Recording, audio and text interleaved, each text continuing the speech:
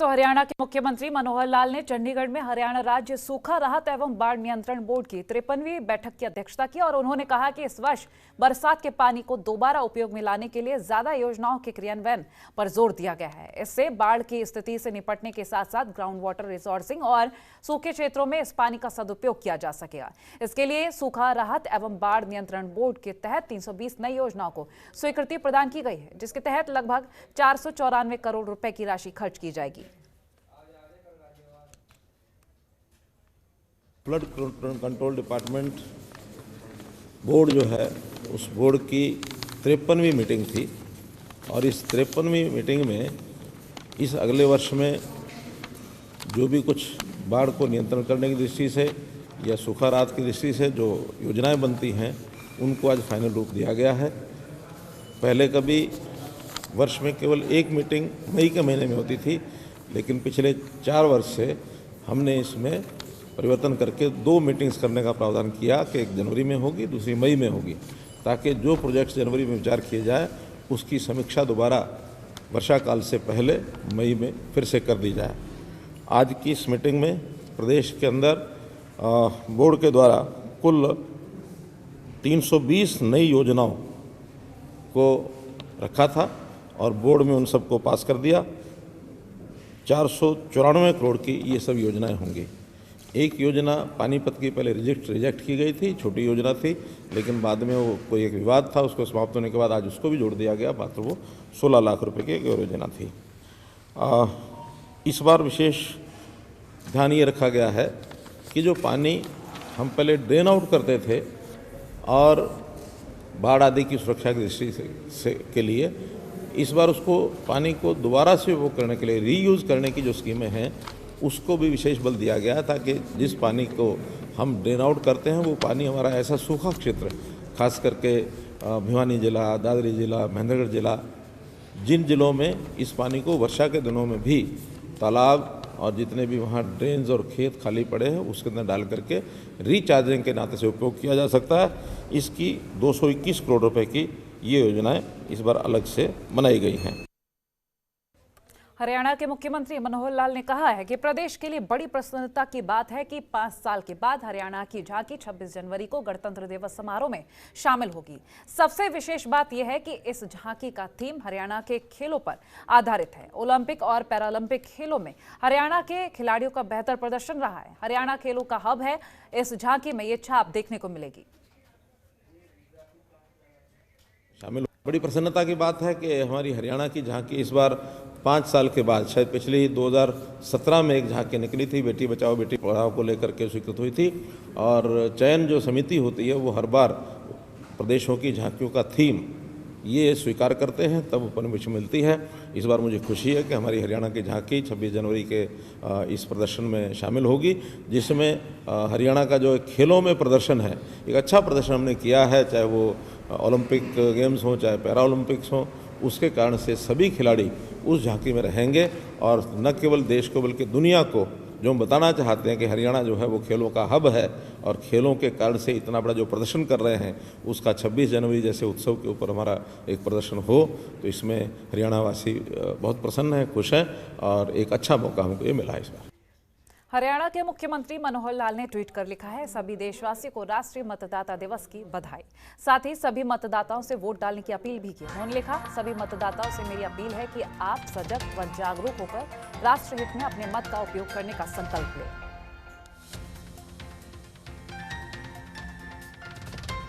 मतदान लोकतंत्र की सबसे बड़ी ताकत है। यह आपका अधिकार भी है एवं कर्तव्य भी है।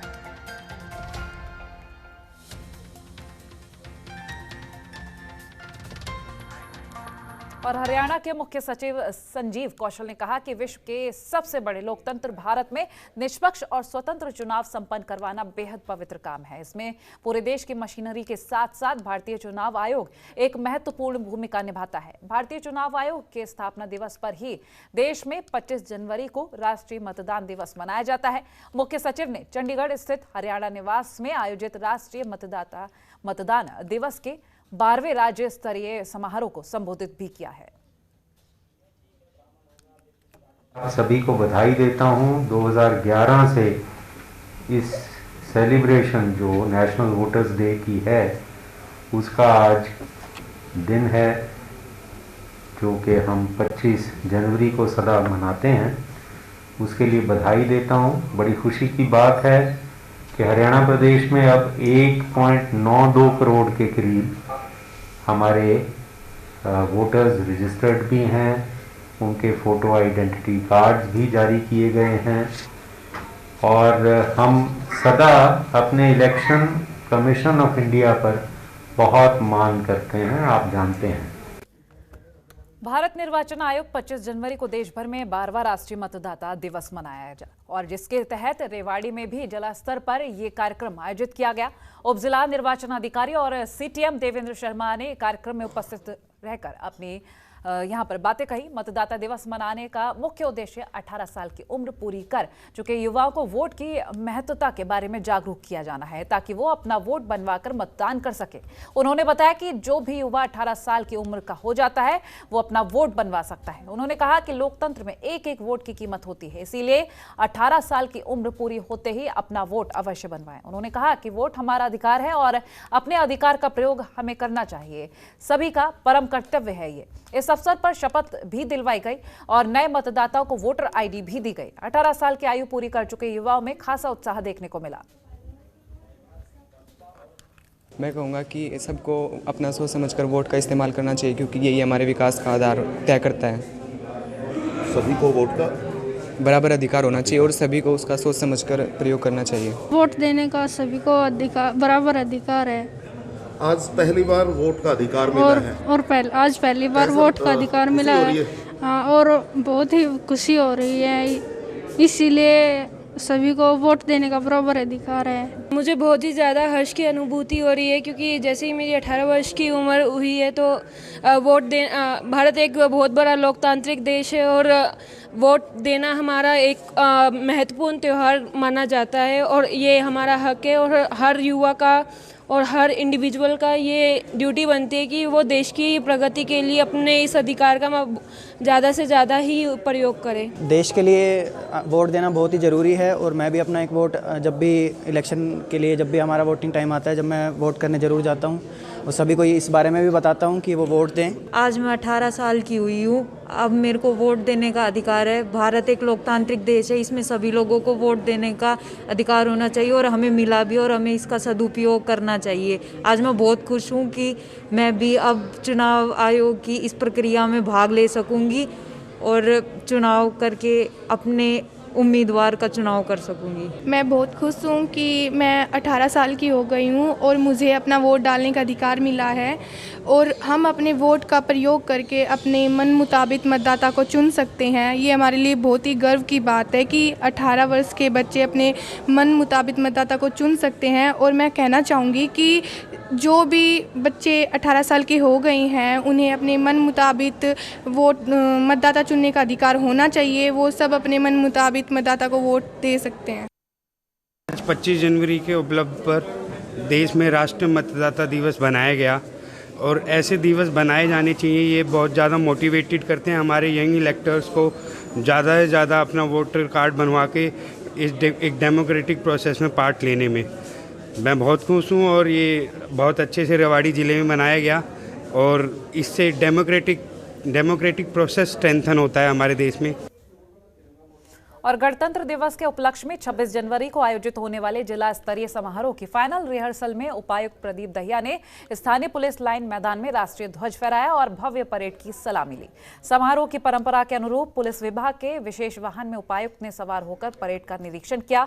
उनके साथ पुलिस अधीक्षक लोकेंद्र सिंह और परेड कमांडर IPS प्रवीणा P मौजूद रहे। फाइनल रिहर्सल में परेड में सम्मिलित सभी टुकड़ियों ने मुख्य मंच के सामने से गुजरते हुए भव्य मार्च पास्ट में हिस्सा लिया और उपायुक्त प्रदीप दहिया और पुलिस अधीक्षक लोकेंद्र सिंह ने परेड टुकड़ियों की सलामी ली। प्रोग्राम परेड शहीद स्मारक पे जाते हैं, जैसे जो भी प्रोटोकॉल होता है, एसपी साहब जिला प्रशासन की तैयारियों का हमने मुआयना किया है। आपने देखा होगा कुछ रिव्यूज़ बड़े अच्छे रहे हैं। आपने देखा कल्चरल प्रोग्राम, थोड़ा कोविड की वजह से हमने वैसे कल्चरल प्रोग्राम किए हैं जिसमें बच्चे ज़्यादा नज़दीक ना जाएं, जहां पॉसिबल हुआ मास्क के लिए भी। छोटे बच्चे हैं, जैसे गवर्नमेंट का प्रोटोकॉल है 11 साल से नीचे मास्क की ज़रूरत नहीं है। परेड का मुझे अच्छी तैयारी लग रही है। अब की बारी हमारे नए IPS ऑफिसर आए हैं, उन्होंने परेड कमांडर भी अच्छा बिल्कुल फुल प्रोटोकॉल से हुआ है। गणतंत्र दिवस पर रेलवे पुलिस ने रेलवे स्टेशन और रेलगाड़ियों में तलाशी अभियान शुरू किया है। यमुनानगर से हर आने जाने वाली गाड़ी में GRP की तरफ से रेलगाड़ी और रेल यात्रियों के सामान की तलाशी ली जा रही है। इसके अलावा रेलवे स्टेशन पर बैठे यात्रियों के सामान को भी जांचा जा रहा है। GRP थाना प्रभारी नरेंद्र प्रसाद ने बताया कि गणतंत्र दिवस के उपलक्ष्य में सुरक्षा के कड़े इंतजाम किए गए हैं। हर आने जाने वाले के सामान की जांच की जा रही है ताकि लोग शांतिपूर्वक गणतंत्र दिवस मनाएं और लोगों को अपनी सुरक्षा का विश्वास हो। स्टेशन यमुनानगर जगाधरी पे 26 जनवरी को मद्देनजर रखते हुए अपने अफसरों के दिशा निर्देश अनुसार हर तरह से चेकिंग की जा रही है। जो भी हमारे पास साधन जैसे मीटर डिटेक्टर या जो भी साधन है, उस साधन की तरफ से यात्रियों को, बैठे हुए यात्रियों को भी और चलती हुई गाड़ियों में भी यात्रियों की चेकिंग सुनिश्चित की जा रही है और उनको ये विश्वास दिलाया जा रहा है कि आप अपनी यात्रा निर्भीक होकर के करें। और यमुनानगर में पिछले कुछ दिनों से ठंड में लगातार वृद्धि हो रही है, जिसके चलते सभी लोग इससे प्रभावित हो रहे हैं। विशेषकर स्कूली विद्यार्थी और वृद्ध इस ठंड से सबसे ज्यादा परेशान हैं। ठंड और कोरोना के चलते जहां स्कूलों में छुट्टियां हैं, वहीं विद्यार्थियों का लाइफ स्टाइल भी प्रभावित हुआ है। अध्यापकों का कहना है कि ठंड और कोरोना से बच्चों की पढ़ाई प्रभावित हो रही है। बच्चों का लाइफ स्टाइल चेंज हो चुका है, ना सोने का टाइम है, ना उठने का। वहीं विद्यार्थियों ने भी कहा कि उनकी पढ़ाई का नुकसान हो रहा है। मैं 7वीं कक्षा का छात्र हूँ। ठंड बहुत ही ज़्यादा मतलब डेंजरस है। हमारी एजुकेशन बंद हुई है। 10-10 दिनों की विंटर हॉलीडेज़ होती हैं। हमें खेलने में बहुत दिक्कत होती है। हम क्रिकेट खेलते हैं, इसलिए ठंड डेंजरस है। मेरा तो यही मानना है सब के लिए। ठंड ने सभी को प्रभावित किया। बेशक वो बूढ़ा है, बच्चा है, जवान है, सभी पर असर है। पर मैं टीचर हूँ और टीचर होने के नाते मैंने इस चीज़ को महसूस किया। सबसे ज़्यादा जो असर पड़ा है बच्चों की पढ़ाई के ऊपर, गरीब आदमी पर भी है, जानवरों पर भी है। अगर स्टूडेंट की बात करूँ वो बहुत ज़्यादा जो है वो आलसी हो गया, उठने में देरी कर रहा है, खाने पीने की हैबिट्स बदल चुकी हैं। और आप देखिए कितने के लोग सैर पर हैं यहाँ पर, बहुत कम लोग। एक्टिव लाइफस्टाइल जो है वो मिसिंग है कहीं ठंड की वजह से, और बहुत बड़ा असर है इसका। और दूसरा, अगर आप ध्यान से देखिए, जानवर जो हैं वो सबसे ज़्यादा प्रभावित हुए। ठंड है, होनी भी चाहिए। 3 दिन से ठंड थी, प्रभावित भी हैं लोग, लेकिन इसमें कुछ हमारी सरकारों को भी योगदान करना चाहिए। रैन बसेरे बंद पड़े हैं, सभी के पास रहने को छत नहीं है, सभी के पास खाने को खाना नहीं है, भोजन नहीं है। जो रैन बसेरा के लोग हैं उनके बारे में सरकार को विचार करना चाहिए कि उनको सुबह चाय दें, वहाँ टॉयलेट बाथरूम हो, रात को उनको भोजन दे। वो लोग लाचार हैं, बड़े भारी लाचार हैं। मैंने चौक पे देखे, कम से कम 500 लोग पड़े हैं जो लाचार हैं। उनका भी सरकार सोचे। और फिलहाल इस बुलेटिन में इतना ही। खबरों के लिए बने रहिए खबरों के निष्पक्ष विश्लेषण के लिए सब्सक्राइब करें Jantantra TV and press the bell icon. Never miss any update.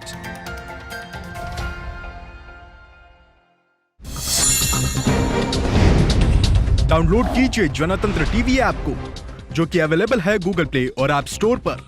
अधिक जानकारी के लिए अभी डाउनलोड करें।